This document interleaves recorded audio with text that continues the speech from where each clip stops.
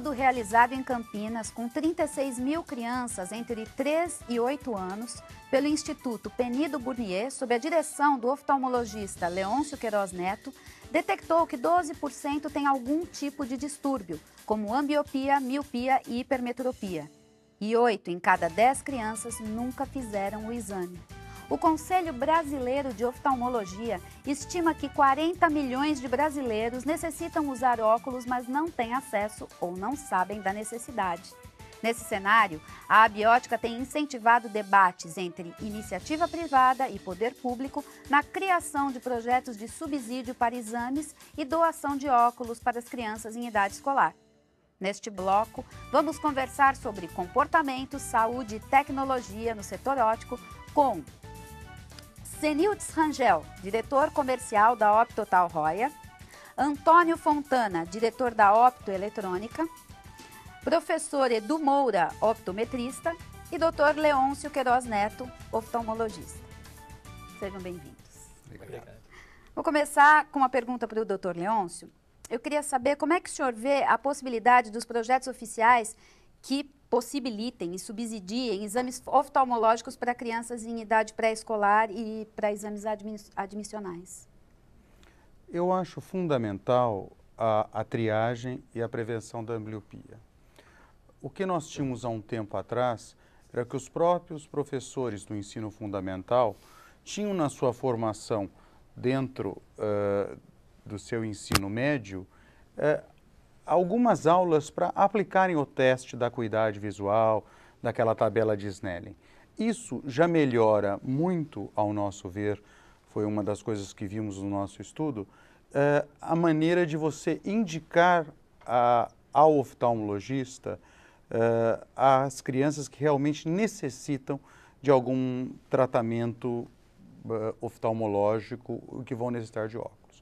Porque os nossos estudos de 12% necessitário de óculos são os mesmos números com que o CBO, o Conselho Brasileiro de Oftalmologia, vê a necessidade nessa faixa etária. Então, se nós tivermos os mestres trabalhando conjuntamente conosco, isso vai facilitar muito a nossa triagem.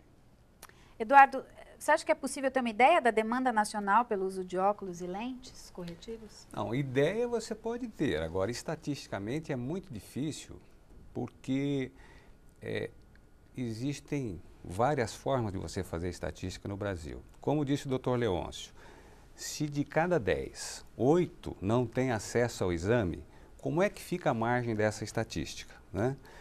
E também há uma certa confusão em relação à saúde ocular e saúde visual. A visão, por exemplo, é um dom natural, assim como você tem o dom do olfato.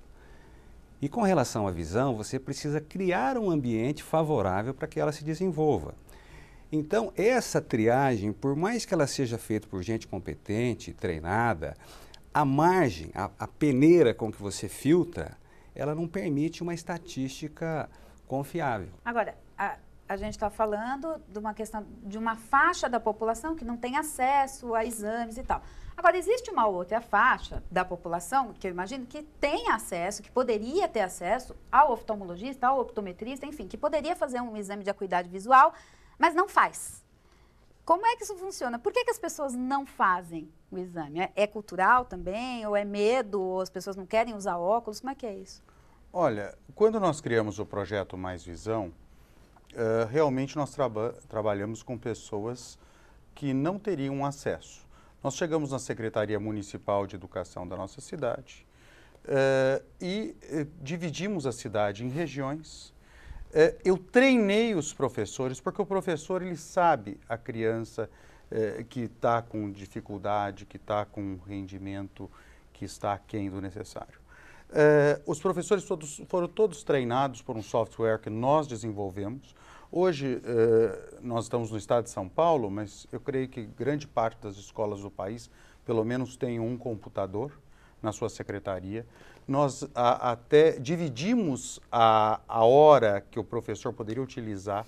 Utilizamos os professores do chamado necessidade especial antes, para coordenar em cada unidade de ensino esse trabalho. E todos os professores de Campinas foram ensinados a triagem. Eu treinei mais ou menos quase 1000 professores. Esses 1000 professores aplicaram os testes de acordo com uma tabela muito bem feita, num monitor de 15 polegadas, colocando a tabela de Snellen.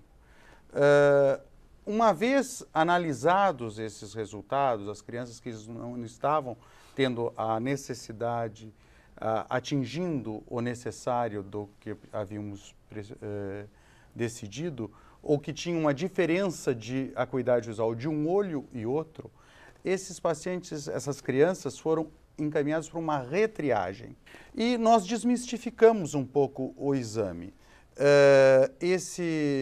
Nós fizemos sempre com atividade cultural, com uma atividade mais lúdica, essa retriagem, esse reteste que chamamos. As escolas nos enviavam essas crianças nesse dia, numa estação de cultura que nós temos lá na nossa cidade, e essas crianças eram trazidas pela própria escola. Porque eu já tinha visto num outro projeto que o que faltava de mãe ou de aluno, a quantidade era muito grande. Porque um passe faz diferença para quem tem uma necessidade. Então, nós coordenamos tudo junto com a escola e com a secretaria estadual. E não tivemos problema com relação ao reteste. Todo teste teve a supervisão de um oftalmologista e, com isso, nós conseguimos chegar aos números e aos indicadores que o projeto depois lançou à mídia. Complementando a fala do doutor, eu vejo da seguinte forma, eu acho que a cultura de um povo começa efetivamente na acuidade visual que o povo tem. E essas medidas preventivas estivessem possíveis de estar nas escolas do país inteiro para fazer essa triagem, para você lá no começo, na idade escolar, na formação da cultura desse indivíduo, você pudesse saber se ele estava absorvendo devidamente as mensagens de informação cultural para que ele se tornasse lá na frente um ser humano produtivo, né? Então, eu acho que a gente fala muito sobre a saúde visual, mas são medidas muito preventivas, muito simples até, porque a gente pode fazer e o governo pode fazer para poder melhorar isso.